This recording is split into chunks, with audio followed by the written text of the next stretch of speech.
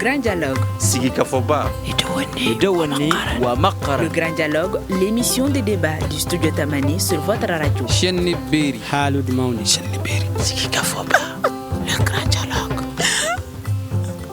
Défi et progrès du syndicalisme au Mali, c'est le thème du grand dialogue de ce soir. Le Mali célèbre ce mercredi 1er mai la fête du travail.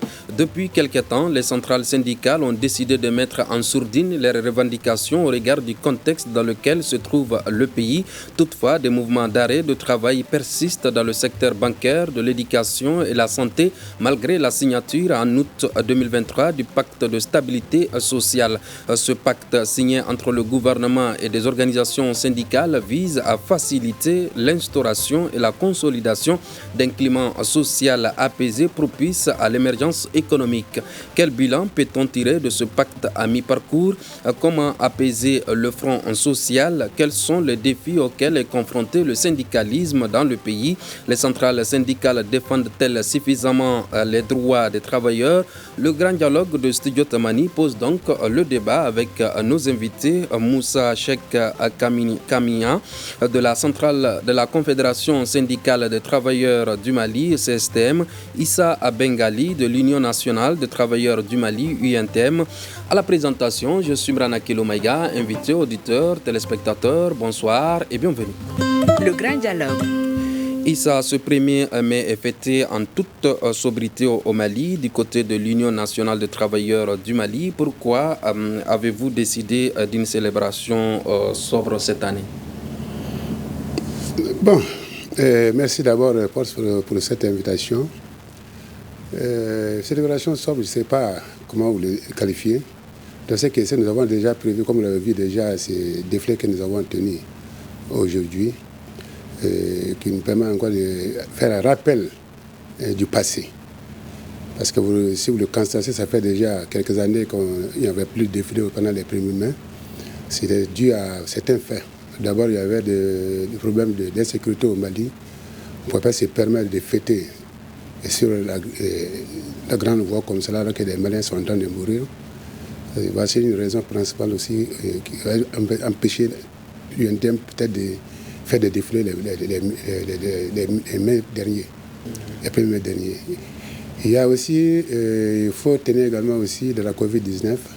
Il y avait des mesures barrières qui étaient éditées par les plus hautes autorités qui empêchaient les regroupements. Et là, on ne pouvait pas aussi dérober à la loi, à la règle. Donc voilà pourquoi on avait vraiment tenu à ne pas faire. Mais cette année, nous l'avons fait parce que nous pensons que le moment est propice pour aller à cela. C'est pourquoi nous avons fait un défilé. Tout juste après ce défilé, on doit se rendre aussi également au stade Mamadou Konaté pour le lancement du coup d'envoi de la coupe corporative qui regroupe toutes les entreprises, les services, les travailleurs, l'ensemble des travailleurs dans une compétitivité qu'on appelle la coupe corporative où chaque entreprise est convaincue, quelle que soit votre identité, quelle que soit votre appartenance aussi. Donc voilà ce que nous avons pu faire aujourd'hui, c'est le défilé et puis le lancement de la coupe corporative. En dehors de ces deux actions, notamment ce défilé et le lancement de la coupe, quelles sont les autres activités prévues? Bon, nous avons peut-être, on n'a pas un grand choix parce que déjà, quand vous faites un défilé, comprenez déjà qu'il y a tout ce qu'il y a comme... parce que d'abord, le 1er mai, c'est une opportunité pour les syndicalistes d'abord de faire l'évaluation de l'année écoulée et en même temps aussi projeter l'avenir, voir ce qui doit être fait dans l'avenir. Donc, après le défilé, vous allez voir déjà, parce que le secrétaire général a déjà fait un discours, et ce discours-là, vous avez bien compris à l'intérieur du discours qu'il y a ce qui a été fait, ce qui reste à faire aussi. Je pense que le discours est annonciateur déjà des actions futures que nous devons mener. Et je pense que vous étiez présent, vous l'avez tous suivi. Et après ça, je pense qu'on n'a pas touché à faire, il n'y a pas une conférence prévue, parce que tout se retrouve déjà dans le discours du secrétaire général. D'accord. Quel bilan peut-on en tirer de l'année écoulée? Bon, le bilan, sur le plan de revendication, c'est sur le plan des acquis. Je peux vous dire déjà qu'on a eu beaucoup d'acquis. Lesquels? Notamment, il faut les étaler peut-être pas sur une seule année, mais il faut peut-être les étaler sur un mandat. Parce que, si vous vous rappelez encore, l'UNTEM a eu à signer un protocole d'accord avec le gouvernement et le partenariat le 5 février 2021. Et là, je pense qu'il y a beaucoup d'acquis qui étaient à l'intérieur de ça. Il y a eu déjà d'abord l'équilibrage des grilles salariales qui a engendré une forte augmentation des salaires. Il y a eu également, ce niveau aussi, beaucoup d'aspects, notamment aussi l'UMPP qu'on avait revendiqué dans le patrimoine de l'État. Parce que, vous comprenez comme moi, on devait liquider l'UMPP et l'UNTEM s'en est opposé, et les autorités nous ont bien compris. Et voilà pourquoi nous avons pu maintenant aussi l'UMPP. Et il y a aussi la communautaire qui avait des difficultés à ces gens aussi qu'on a pu, avec l'État aussi, résoudre ces problèmes. La communautaire s'est restée toujours encore dans le patrimoine de l'État.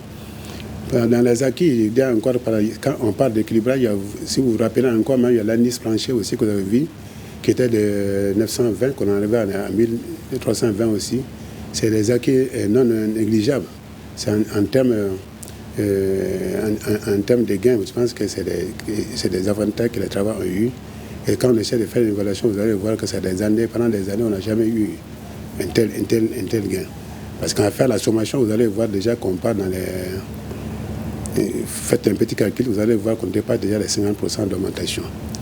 Et il y a aussi l'ITS aussi. L'ITS aussi a été diminué à 8 points aussi. Ça, c'est des acquis qui sont là également. Et il y a également, par rapport à ce qu'on appelle aussi le CIMIC également. Le CIMIC également, le CIMIC a augmenté de 28 600 et quelques, nous sommes arrivés à 40 000 cas aussi. C'est aussi des acquis encore qui sont là. Il y a également même, comme on appelle aussi, si vous prenez également les allocations familiales aussi, qui ont vraiment rebondi également de 1 500, nous sommes retrouvés à 3 500 pour un enfant normal et 4 000 francs pour un enfant qui présente un handicap. Donc voilà un agencement d'acquis qu'on a pu avoir. Même la valeur du point d'indice, la valeur initiale aussi qui a quitté 333, quelques, jusqu'à 400 aussi. Ça, c'est les acquis qui sont là déjà, sur lesquels on peut penser aussi que dans les dernières 5 années, dans le quinquennat, je pense qu'on a eu beaucoup d'acquis. Mais il y a beaucoup, il reste à faire également parce que il y a aussi peut-être les accords. Mais il s'agit aussi de l'application efficace, aussi des accords qui ont été signés. Donc on peut dire qu'on a eu beaucoup, mais il y a beaucoup de reste à faire parce qu'il faut reconnaître que le code, qu'on appelle le protocole, signé entre l'État, le gouvernement et puis l'UNTEM, tous les points ne sont pas éteints. Il y a beaucoup à faire encore là-dessus, je pense qu'on reviendra là-dessus. D'accord. Moussa Cheikh Kamian, vous venez d'écouter l'UNTEM. Du côté de l'UNTEM, au programme de ce 1er mai, on peut noter un défilé et puis la coupe de corporation. Quel programme on peut retenir du côté de la CSTM? Merci, Studio Tamani. Merci pour cette opportunité pour nous de venir sur ce plateau, de parler à nos militants, à tous les travailleurs du Mali et du monde entier, pour parler un peu de cette fête de 1er mai, qui est une occasion pour tous les travailleurs de faire le bilan, voilà, de ce qui s'est passé, voilà, et de se projeter dans l'avenir pour voir, voilà, quelle amélioration, quelles sont les conditions qui sont encore nécessaires pour effectivement mener à bien nos activités. Alors, je vous remercie pour cela. Et quant à la CSTM prévoit de faire une journée mémorable, une fête mémorable, parce que ça va être une première que lors de la journée, dans le programme, il y a ce qu'on appelle la signature d'une convention, n'est-ce pas, pour une plateforme d'unité d'action syndicale entre la CSTM, la CDTM et la CMT.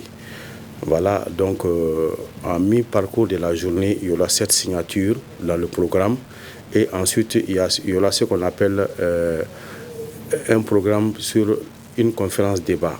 Une conférence débat avec des thèmes sur l'actualité, comme je l'ai dit. Il y a 4 thèmes. Il y a 2 thèmes qui concernent le dialogue intermalien. Il y a un 3e thème qui concerne le dialogue social et le pacte de stabilité. On aura d'éminents panélistes qui viendront développer ces thèmes-là. Le quatrième thème, c'est la protection sociale qui concerne vraiment tous les travailleurs. Voilà, donc nous ferons de cette journée une journée éducative ensuite.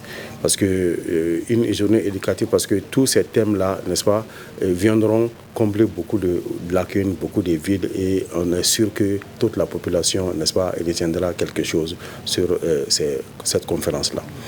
Vous avez dit que cette journée a permis pour vous de faire le bilan des acquis. Et quel acquis peut-on retenir de la CSTM? Bon, ici tout de suite, je n'ai pas la liste n'est pas exhaustive comme on le dit, mais tout de suite ici, je n'ai pas cette liste-là en tête. Voilà, je n'ai pas cette liste en tête, mais il faut reconnaître qu'on est allé, il faut reconnaître et puis comprendre et savoir que nous sommes allés à la signature du pacte. Et en allant à la signature du pacte, le gouvernement nous a fait des promesses de satisfaction des doléances, des cahiers de doléances, sur lesquels il y a les accords. Et puis réfléchir sur les doléances, les nouvelles doléances. En tout cas, en ce qui concerne les anciennes doléances, le gouvernement nous a promis, n'est-ce pas, de les D'accord, nous allons en parler tout de suite de ça. Mais comment se porte aujourd'hui le Front social? Oui, le Front social, on peut dire apaisé. Parce qu'il faut reconnaître que tous les syndicats y mettent du sien pour que le Front social soit calme. Vous avez dit tout à l'heure dans votre introduction que les banques allaient partir en grève, mais il y a eu une solution alternative et finalement la grève n'a plus eu lieu. C'est l'une des raisons principales de la signature de ces pactes, c'est l'accalmie du Front social. Quand vous prenez les plans d'action du pacte, il y a il y a une structure qui doit être mise en place qu'on appelle le CNDS, le Conseil national du dialogue social, qui doit être composé des membres qui est tripartite, les employeurs, le CNPM, le gouvernement et les travailleurs. Donc la mise en place et le fonctionnement de ce dialogue, de ce Conseil national du dialogue social, permettrait, j'en suis sûr, de pallier à ces mouvements de grève, à tout ceci. Parce que c'est ce conseil qui doit préalablement, n'est-ce pas, c'est auprès de ce conseil qu'on doit déposer les préavis, qui doit gérer, qui doit discuter directement avec les protagonistes. Donc, en ce moment, n'est-ce pas, on éviterait suffisamment de mots d'ordre de grève ou bien des choses allant dans ce sens-là. Donc, c'est pour vous dire que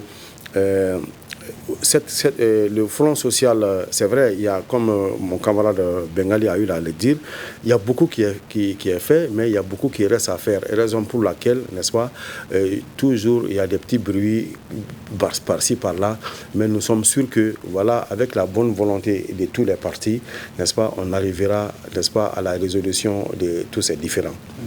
Des petits bruits par-ci, par-là. On a constaté également quelques menaces, notamment du côté des syndicats de la banque et certains syndicats de la santé qui sont affiliés à l'UNTEM. Pourquoi ces syndicats persistent à aller en grève malgré la signature de ce pacte avec la centrale syndicale et le gouvernement? Bon, merci pour cette question. En fait, je l'avais dit au départ, ce n'est pas parce que ce pacte est signé que tous les problèmes sont résolus. Parce que le pacte aussi, on avait dit au départ, il ne faudra pas que la signature du pacte soit préjudiciable aux acquis antérieurs des travailleurs aussi. Et c'est pourquoi on avait demandé à ce que l'extension des points de revendication, en tout cas des acquis, soit en première ligne dans le pacte, dans le plan d'action du pacte. Parce qu'aujourd'hui, les cas isolés que vous voyez au niveau des démembrements, parce que quand vous regardez, c'est les centrales petites capitales qui sont un peu calmes aujourd'hui, mais dans les démembrements des petits mouvements, comme vous l'avez dit, notamment au niveau des banques et autres là, c'est parce qu'il y a des accords qui sont là, qui n'ont pas été satisfaits. Et puis quand le pacte parle déjà de la liberté syndicale, le pacte demain a consolidé cette liberté syndicale qu'elle a, mais quand elle est violée à certains niveaux, vous comprenez qu'à un moment donné, on ne peut pas se conscrire du tout. C'est ce qui arrive au niveau peut-être des banques, parce qu'il y a déjà dans les acquis, il y a certains acquis qui n'ont pas été mis en œuvre à ce niveau. C'est le même cas au niveau de la santé, où il y a certains avantages, pas des avantages inventés, des avantages qu'il y a au niveau des hôpitaux par rapport aux hôpitaux et autres là, que les bénéficiaires n'en bénéficient plus. Est-ce qu'aujourd'hui, le pacte paye et peut-être finir avec tout ceci, même si le pacte a prévu peut-être un sursis, qu'on puisse aller vraiment vers... C'est pas facile qu'on puisse aller à cela, au moment que les chefs d'entreprise, l'administration, les chefs d'entreprise ne respectent pas aussi cette liberté syndicale. C'est là le problème. Peut-être que vous êtes à ce niveau seulement, ce n'est pas les banques seulement, et puis la santé. Il faut descendre un peu en profondeur aussi au niveau même des entreprises, où il y a certaines entreprises qui sont vraiment sur le point peut-être de violer peut-être déjà même ce qui a été conclu au niveau du pacte de stabilité. Que je prends l'exemple sur les entreprises où, je vous donne un exemple, prenez une entreprise où il n'y a pas un barème de salaire qui est établi, et vous pensez qu'aujourd'hui ces gens-là peuvent suivre le pacte de stabilité en disant que vraiment tout va bien, alors que c'est dans leur entreprise, ils souffrent. Il faudra que l'État lui-même s'investisse, que le patronat s'investisse, pour que tous les différents acteurs, comme on a dit, parce que ce pacte-là, c'est un document qui a été sur la base de la confiance mutuelle. Et si chacun s'y met, il est évident qu'on va avoir la solution, mais si quelque part il y a une différence, vous comprenez qu'avec moi que ça ne peut pas marcher. Donc au niveau de la santé, au niveau peut-être des banques aussi, l'État a un rôle important à jouer là-bas. Et au niveau des entreprises, c'est les patronats aussi qui doivent vraiment démarcher ces démembrements pour les faire revenir à la raison. Parce qu'on ne peut pas aussi, en tant que syndicat, s'asseoir regarder la liberté syndicale qui est violée au niveau des entreprises. Vous mettez un comité syndical dans une entreprise aujourd'hui, l'entreprise se crée déjà des moyens pour dire qu'elle a soit la récession, voilà, nous avons des difficultés d'ordre économique. Ils vont commencer par le licenciement des syndicalistes ou bien la mise en chômage technique des premiers responsables qui sont les syndicalistes. Ils les mettent en chômage technique au motif d'un motif économique. Et en même temps, vous savez que ces mêmes gens sont en train de recruter encore des temporaires là pour remplacer ces mêmes gens-là. Et vous pensez que si le patronat ne s'y met pas, que le travail peut suivre et ce qui est prévu dans le pacte, ça m'étonnerait. Donc moi, je pense qu'à ce niveau, il va falloir la responsabilité de tout le monde. Les différents acteurs qui ont participé à la signature de ce pacte, le gouvernement et puis les partenaires sociaux, il faudrait que chacun joue pleinement sa partition. C'est ça seulement qui pourra peut-être nous permettre non seulement de restaurer un climat social apaisé, et en même temps de le consolider également. Et ça nous amènera peut-être ensemble à aller vraiment vers une économie, un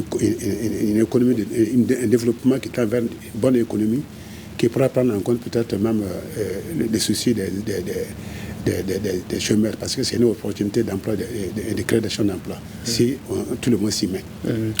Dans ce cas précis, peut-on dire que le marché de l'emploi prospère au Mali?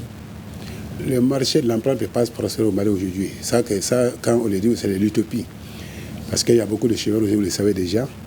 Le marché ne prospère pas, mais c'est dû à beaucoup de faits également. Parce qu'il faudra quand même reconnaître déjà qu'il y a cette insécurité résiduelle qui est là pendant plus d'une décennie, qui freine toute axe de développement. Parce que tant qu'il n'y a pas de sécurité dans le pays, vous comprenez déjà qu'il n'y a pas aucun axe de développement qui peut marcher normalement. Et tant qu'il n'y a pas d'aide de développement, il n'y a pas de création d'emploi. Et s'il n'y a pas de création d'emploi, c'est que forcément il y a déjà le chômage qui s'accentue.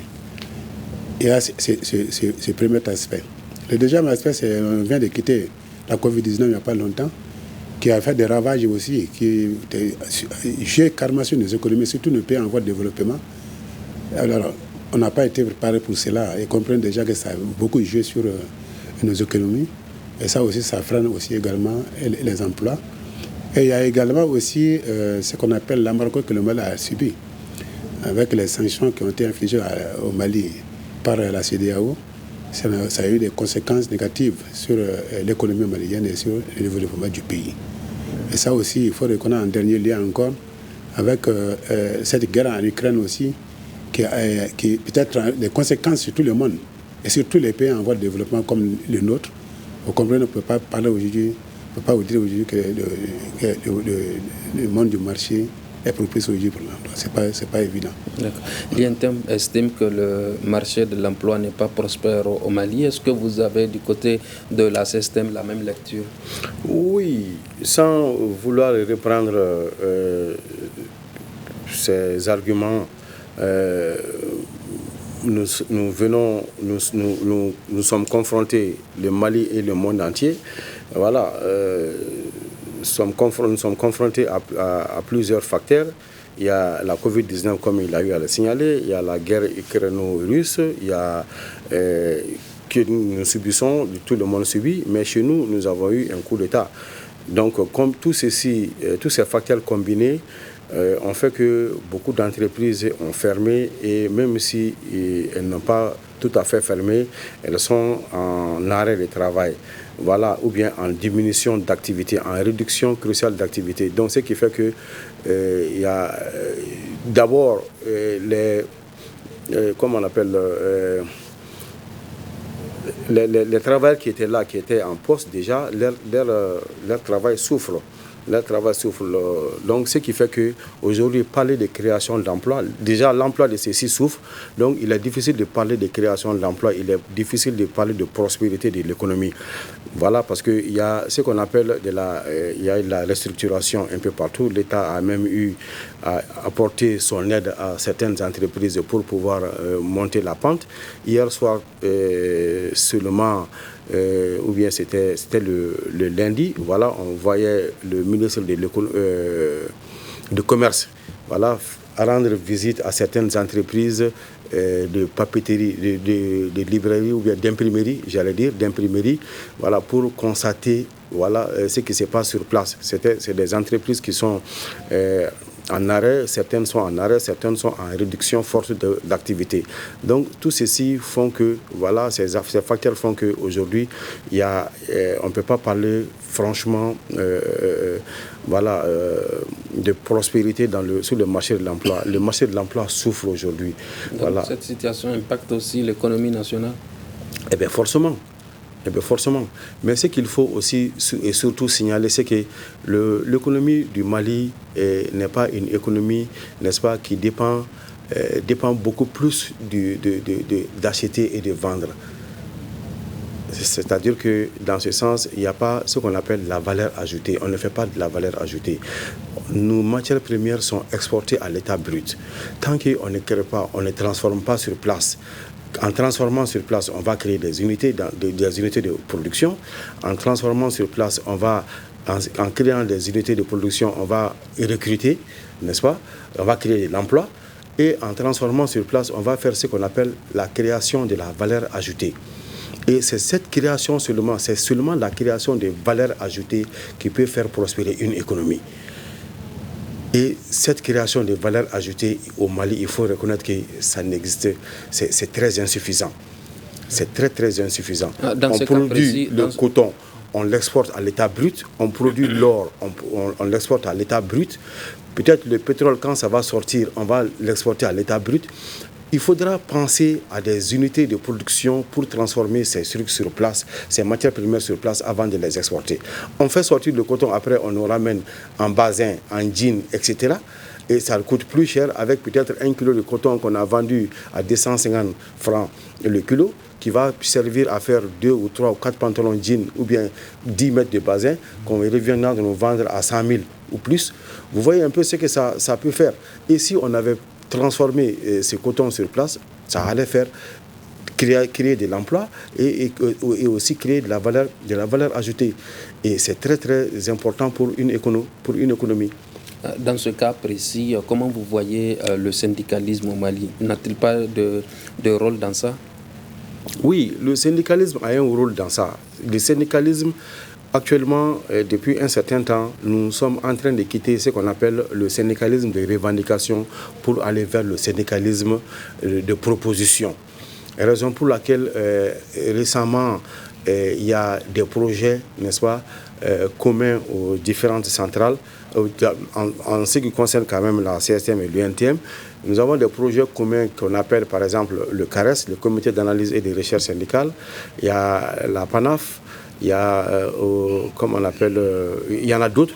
C'est pour pouvoir former, n'est-ce pas, les syndicalistes, pour que les syndicats aient des propositions, que les syndicats soient des unités de proposition, n'est-ce pas, des centrales de proposition pour le gouvernement. Au lieu d'aller dire nous voulons ça, nous voulons ça, nous voulons ça, et s'arrêter là, voilà, c'est pour permettre, c'est nous aider à comprendre voilà, les domaines dans lesquels nous évoluons pour dire au gouvernement, en demandant au gouvernement une augmentation des salaires, c'est de peut-être pouvoir dire au gouvernement où est-ce que vous devrez, où vous pouvez tirer, n'est-ce pas, les sous pour cette augmentation de salaire. Donc aujourd'hui, les syndicats sont en train d'évoluer vers cela, vers le syndicalisme de développement. Les syndicats travaillent en cela, en train de former, n'est-ce pas, à la base, pour que dès la relève, depuis maintenant déjà, on commence à aller dans ce sens et que jusqu'à la relève, n'est-ce pas, qu'on arrive à faire des propositions assez concrètes. Transformation des syndicats, des centrales syndicales. Existe-t-il des menaces contre le syndicalisme au Mali, Bengali? Mais merci. Avant de répondre à cette question, je voudrais quand même rappeler aussi un facteur aussi non négligeable qui freine le développement aujourd'hui, c'est les délaissages fréquents d'électricité. Comprenons aujourd'hui que dans le secteur privé, ça ne va pas du tout. On ne peut pas avoir un développement sans électricité. Et ça, aujourd'hui, vraiment, il faudra qu'il y ait une solution à ça pour qu'on puisse vraiment aller vers un vrai développement aussi. Bon, les menaces aux syndicats, les menaces ne finissent jamais. Je vous ai parlé tantôt des cas dans certaines entreprises. C'est qu'à ce niveau, les chefs des syndicalistes sont toujours menacés. Malgré que le ministre même en charge du travail a pris une décision, il fait une lettre circulaire pour le respect strict de la liberté syndicale. Vous comprenez que les gens ne sont pas dans cette dynamique. Il y a certains chefs d'entreprise qui ne sont pas dans cette dynamique. Et certains ont même mal interprété le pacte de stabilité qui vient d'être signé pour dire qu'il n'y a plus de grève. Et puis s'il n'y a plus de grève, c'est une opportunité pour eux d'épingler les travailleurs et de faire ce qu'ils veulent. Et ça, c'est une mauvaise lecture du pacte de stabilité.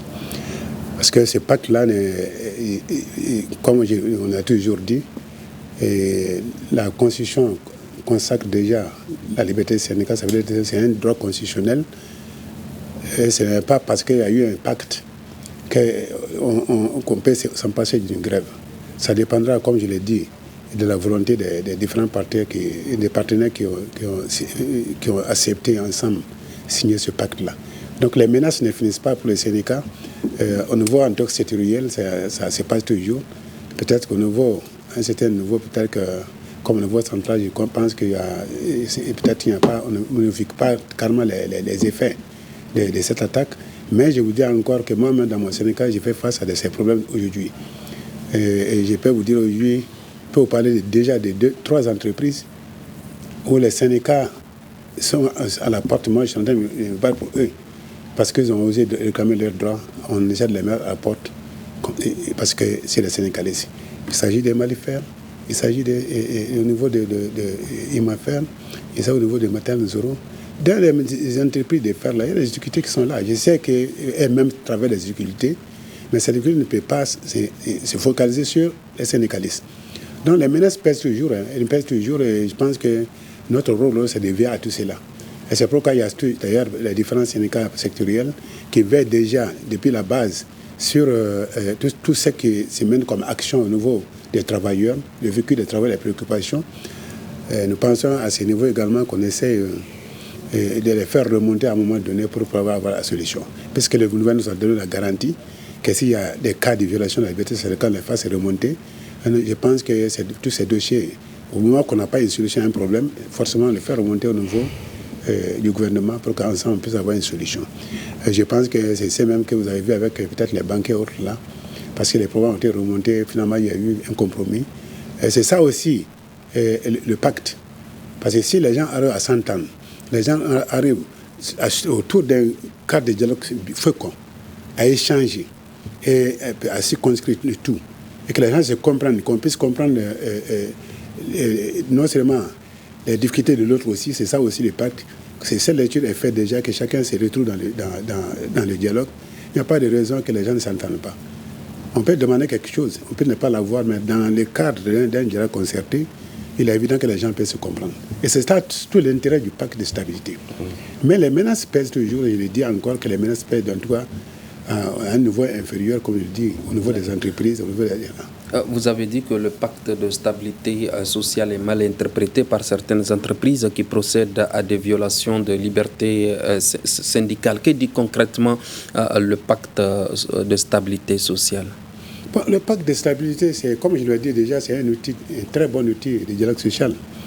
Mais le pacte, comme défini, c'est un document qui est basé sur la confiance mutuelle. Maintenant, le pacte dit qu'il faut aller à une trêve pendant un certain temps. La trêve, ça veut dire que pendant ce temps, il n'y aura pas de mouvement. Et bien, le syndicat dit d'accord, mais il faudra aussi que les acquis antérieurs qui sont là, qu'on puisse les éteindre aussi. Et je trouve que ce n'est pas le cas aujourd'hui.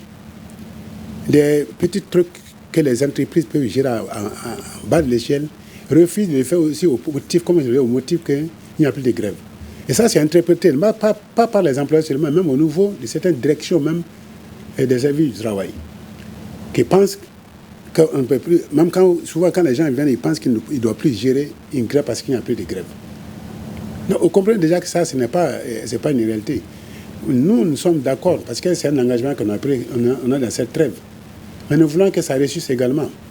Mais il faudra également que chacun s'investisse pour qu'au moins l'essentiel qui est là, qu'on puisse les sauver, pour éviter que les gens partent toujours en grève. Donc moi, c'est là notre inquiétude aujourd'hui. Par rapport à la question posée, moi je pense que si chacun aura à s'y mettre, on pourra peut-être éviter ce qui se passe. Sinon, ce n'est pas évident, parce que les chefs d'entreprise qui ont fait la mauvaise lecture, ce n'est même pas... pour moi, ce n'est pas souvent une mauvaise lecture, c'est tirer la couverture vers soi. C'est de voir ce qui m'arrange. Parce que quand il y a un texte qui est là, il faut l'interpréter en manuel pour pouvoir dire voilà ce que le texte dit. C'est le pacte là qui est là. Ce n'est pas au Mali seulement que ça existe. Nous l'avons signé. C'est au départ, le travail même s'est posé la question pourquoi nous avons accepté ce pacte. Les gens pensaient que le Sénégal s'était rendu au gouvernement. Ce n'est pas vrai. Ça, il faut que les gens comprennent cela parce que le pacte, peut-être c'est le Mali qui était en retard, sinon pratiquement sur la sous-région, les gens ont déjà des pactes qui ont été signés comme cela. Et le pacte est très bénéfique s'il est bien appliqué. Ça empêche en réalité, comme vous l'avez dit, les grèves. Ça apaise le climat social, ça permet aussi de consolider également les acquis. C'est une bonne chose. Mais nous sommes au début. Et qu'au début, il faut comprendre que peut-être tout n'est pas rose. Dans toute chose, le début est toujours difficile. Et je pense que les uns les autres vont comprendre avec des explications. C'est pourquoi nous demandons déjà au gouvernement d'aller vraiment vers la dissémination du pacte. Le lancement a été fait à Ségou. Ils ont fait un passage à Sikasso, mais il faudra qu'il passe partout. Qu'ils associent les syndicats. Parce qu'on ne peut pas aller à la dissémination du pacte de stabilité et laisser les syndicats. Même s'ils sont accompagnés, mais je pense qu'ils doivent intéresser les centrales dans cet exercice-là. Donc c'est les centrales qui doivent être intéressées aussi, qui accompagnent le gouvernement partout pour qu'on puisse ensemble descendre aux confins même du Mali pour que les gens puissent comprendre de quoi il s'agit. D'accord. C'est un peu ça. Vous avez cité 3 entreprises qui sont dans une situation de menace contre les syndicats. Alors, mais le respect du texte du droit est-il garanti par les centrales syndicales? Le respect du droit, c'est garanti par les centrales. Mais je veux dire que c'est au niveau de certaines entreprises que les gens font peut-être une lecture à l'inverse des textes. Parce que pour eux, aujourd'hui, au Mali, je ne vais pas attaquer quelqu'un. Souvent, c'est la loi du plus fort. Le travail a un problème aujourd'hui. L'institution va s'opposer en disant qu'elle n'a pas d'accord pour les licencier. Ils vont passer par la justice. C'est ce qui se passe. Parce qu'il y a des textes qui sont là. Et les institutions de travail veillent au respect des textes. Ils ont un rôle conciliateur. Mais quand il y a un problème qui se pose au niveau d'une entreprise, et quand le problème arrive au niveau de l'institution du travail, l'institution du travail peut ne pas être d'accord avec les chefs d'entreprise. Mais parce qu'il y en a qui c'est le rôle d'arbitrage, il ne peut pas empêcher la poursuite des trucs. Donc, à ce temps, l'institution ne peut faire qu'un procès verbal de non-conciliation. À ce temps, maintenant, il appartient aux deux parties de s'entendre ou bien d'aller aux juridictions. Et là aussi, quand les gens partent là-bas, c'est le travail qui est toujours perdant. Pas dans tous les cas. Ça dépend. Mais c'est question, le travail sort toujours perdant. Donc c'est ça la question. Sinon nous verrons à cela. C'est parce que c'est au cours de ça, quand nous voyons que les droits de travail sont piétinés, nous avertit l'insertion. Quand il y a un problème, on dit à la direction de l'insertion concernée de faire attention, voilà ça, il y a ça, il y a ça. Voilà. Mais malheureusement, les cas existent encore. Les cas existent toujours parce que nous avons vu, même au niveau des miniers, les problèmes se posent. Vous partez à Siaman, les syndicalistes sont à la porte depuis plus de 2 ans aujourd'hui. Et on n'a pas eu la solution. Avec le CONA, on s'était mis d'accord qu'il fallait avoir une solution. Et même si on a, tout ça, ça rend le cadre même du respect du pacte de stabilité. Si on aura à circonscrire sur ces problèmes, il n'y a rien de moins que le pacte puisse marcher parce qu'il est dans l'intérêt de nous tous. Il est dans l'intérêt du gouvernement, il est dans l'intérêt des travailleurs, il est dans l'intérêt des chefs d'entreprise. D'accord. Au regard de tout ce que Bengali a apporté, quel changement le pacte de stabilité sociale a-t-il apporté à l'environnement professionnel? Ok.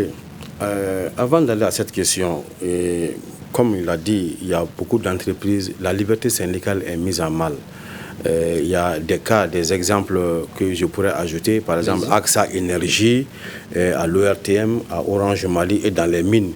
Dans les mines, c'est plus grave. Il y a des années de cela, les travailleurs ont été mis à la porte, même récemment, même en 2023, il y a des travailleurs qui ont été mis à la porte qui n'arrivent pas, n'est-ce pas, à rentrer dans leurs droits. Il a dit, c'est l'inspection du travail donne son avis. Maintenant, c'est pour cela que le dialogue il est très important entre le travailleur, l'employeur et l'employé, les travailleurs et les patrons. Il est très important de ne pas rompre le dialogue. Il est très important de ne pas aller à la grève, de toujours maintenir le dialogue pour ne pas perdre. Parce que, comme on l'a dit, la grève c'est vraiment l'ultime arme. Il faut éviter la grève pour que après voilà, il n'y a pas de regret. Parce que à la suite, quelle qu'en soit la décision que la justice ou bien l'inspecteur, quand l'inspecteur n'arrive pas à les réconcilier, que la justice va prendre, soit le travailleur va perdre son emploi, ou c'est l'entreprise qui va payer, n'est-ce pas, des montants assez énormes aux travailleurs pour les indemniser. Donc personne n'y gagne. Donc il est très important de maintenir ces dialogues. La raison pour laquelle il y a eu le pacte, n'est-ce pas, pour diminuer ces grèves-là, pour qu'il y ait eu chaque fois entente. Et le pacte a prévu un organe qu'on appelle, ce que j'ai dit tantôt, le CNDS, n'est-ce pas, qui doit vraiment, le Conseil national de dialogue social, qui doit vraiment tout faire pour qu'il n'y ait pas de grève. D'ailleurs, quand vous prenez le thème de notre journée de 1er mai, ça s'intitule Dialogue social, facteur de stabilité, de paix et de cohésion sociale. Donc c'est pour vous dire que le dialogue social, sans dialogue social, rien ne marche. Le dialogue social doit fonctionner aussi dans les familles, aussi dans le quartier, dans la commune, dans la ville, que dans les entreprises. C'est primordial. La communication, elle est primordiale, elle est très très importante. Donc sans communication, sans dialogue social, voilà, la paix et la cohésion sociale, voilà, on ne pourra pas y avoir droit ni avoir accès. Raison pour laquelle on a tenu à mettre ça comme thème principal. Et parmi les sous-thèmes qui seront développés lors de cette conférence, nous avons le premier sous-thème qui s'intitule Paix et réconciliation nationale et cohésion sociale. Comme je vous l'ai dit, c'est un thème du dialogue intermalien.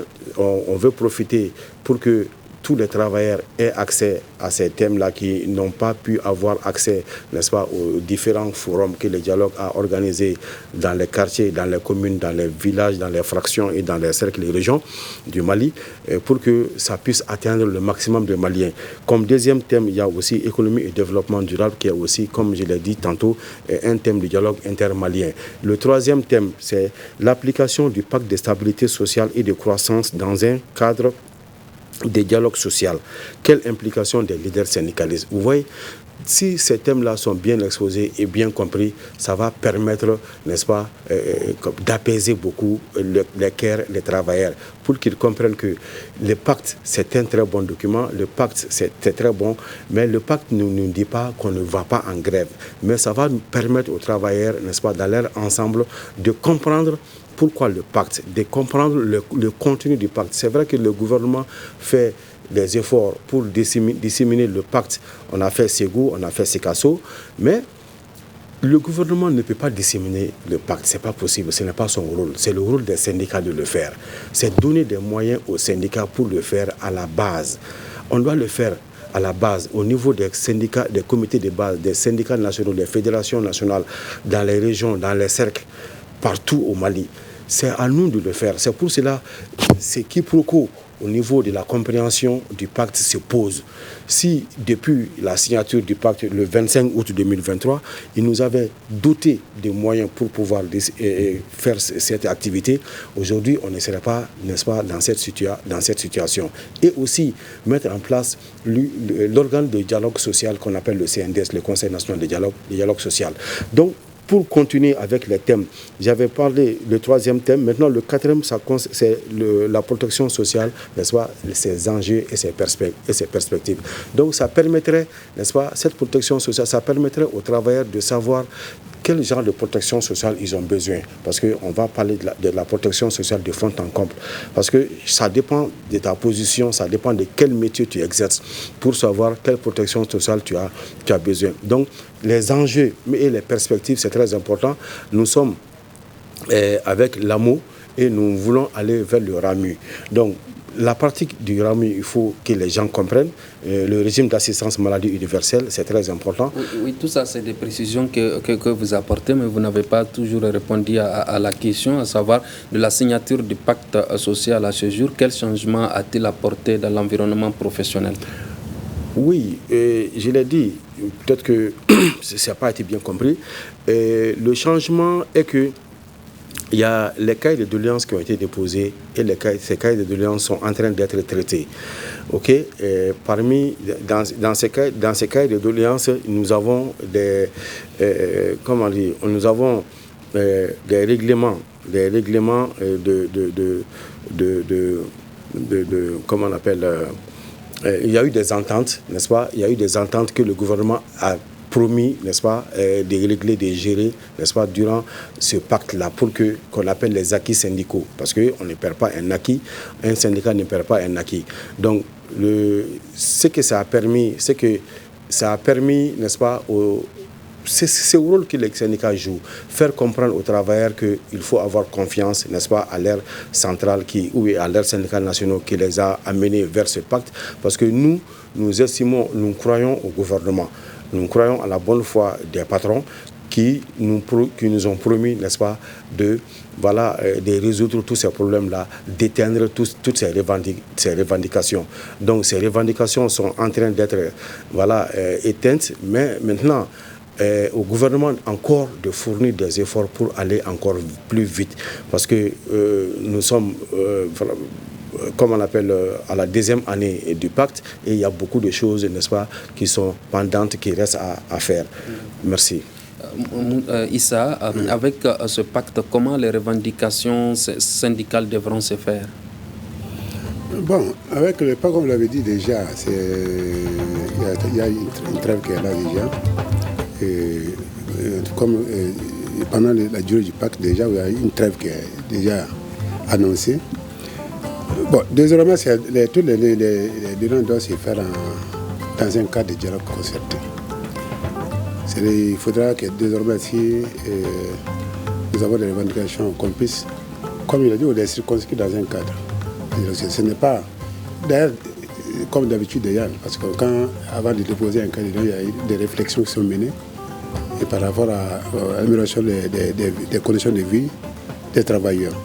Mais avec le pacte maintenant, il s'agit toujours de formuler toujours, parce que le pacte n'a rien à voir avec la formulation des doléances. Mais c'est la façon de le faire qui peut changer. Les partis respecteront-ils leur engagement? Nous le souhaitons, parce que c'est ça même l'avantage du pacte. Parce qu'on n'a pas le choix, parce que toutes ces parties-là sont liées à la bonne marche du pacte.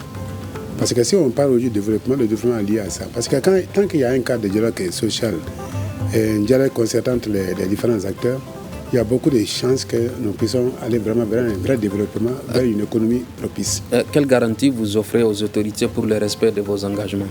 La garantie est liée aux autorités également. Parce que la garantie, c'est quand nos précautions qui sont déjà en gestation, si on aura à finir avec ça. Là, je pense que l'État est dans la logique. Parce que nous avons même par rapport à notre pacte du 5 février 2021, je vois qu'on a déjà fait une rencontre avec le gouvernement où on a fait une évaluation. Et cette évaluation nous permet de voir maintenant à quel niveau nous sommes dans la mise en œuvre de ce protocole. Donc, c'est dire déjà que cette logique-là, il faut aller à ça. D'accord. Il nous reste juste quelques secondes. On va vous donner le temps de réagir par rapport à ça. Les défis syndicaux pourraient-ils être relevés? Oui, comme le défi syndical pourrait être relevé, et c'est dans le pacte, c'est la confiance mutuelle. Le défi syndical est rattaché au défi du gouvernement parce que la liberté syndicale, c'est vrai que c'est chaque parti qui doit la respecter. C'est chaque parti qui doit la respecter. Et cette confiance, voilà, elle est mutuelle. Hein. Elle est mutuelle. Donc, ça va des travailleurs au gouvernement, du gouvernement aux patrons et des patrons aux travailleurs. Chaque parti, n'est-ce pas, doit jouer sa partition pour que cela soit. Voilà. Chaque parti doit jouer sa partition pour que cela soit. C'est sur les mots de Moussa Cheikh Kaminian que prend fin ce grand dialogue qui réfléchissait sur les défis et progrès du syndicalisme au Mali en ce 1er mai 2024. Nous étions avec Moussa Cheikh Kaminian de la Confédération syndicale des travailleurs du Mali, CSTM, Issa Bengali de l'Union nationale des travailleurs du Mali, UNTM. À la présentation, Imrana Kilomaïga. Ce débat a été réalisé par Mariam Koulibaly. Merci de l'avoir suivi. À demain pour un autre débat.